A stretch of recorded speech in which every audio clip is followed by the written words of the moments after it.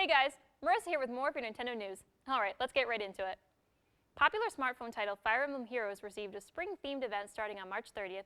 Nintendo announced it from their mobile YouTube channel. The Spring Festival is enabling players to summon Chrom, Lucina, Xander, and Camilla in Easter-themed attire with holiday-based weapons like carrot swords and Easter eggs.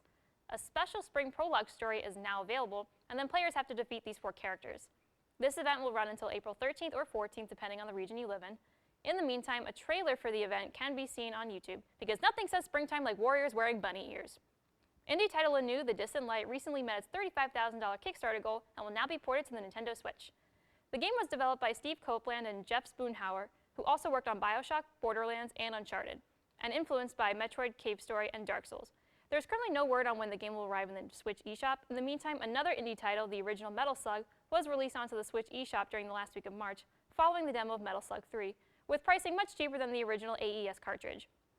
Pocket Rumble was supposed to launch on the Switch in March with a bunch of other indie games, but Cardboard Robot Games confirmed on Twitter that, yeah, that's not happening. They had no further comments on a new release date for the game, so it's implied that it will be later in the year. While the Switch version was exclusive to the console, a PC version is also in development. Super Meat Boy Forever might be coming to the Switch later this year as well. This after Super Meat Boy was released onto the Wii U eShop back in May 2016. Speaking of the Nintendo Switch, which of course we'll be discussing later, OS version 2.1.0 is now live. This is the first system update since the console's launch, mainly focusing on stability because players have been having problems with that. Nintendo is very big on stability, considering all of the stability updates the 3DS gets. And so it begins again. The finalists for the 2017 World Video Game Hall of Fame were revealed on March 28th. Nintendo has 3 nominations this year: Pokemon Red and Green, which was nominated for the 2nd year in a row, the original arcade Donkey Kong, and Wii Sports. The Legend of Zelda was inducted last year.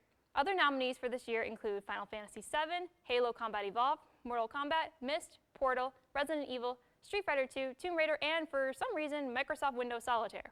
The chosen games will be announced on May 4th at the Strong Museum. The global test fire for Splatoon 2 took place during the weekend of March 25th to the 26th. The game maintained a stable 60 frames per second, and according to Twitter user Octobite, the tick rate came in at 12.5 Hz, half of the original game. Tick rate is how often the server sends updated data to the game client in seconds. A higher tick rate means the movement and action on screen is more accurate.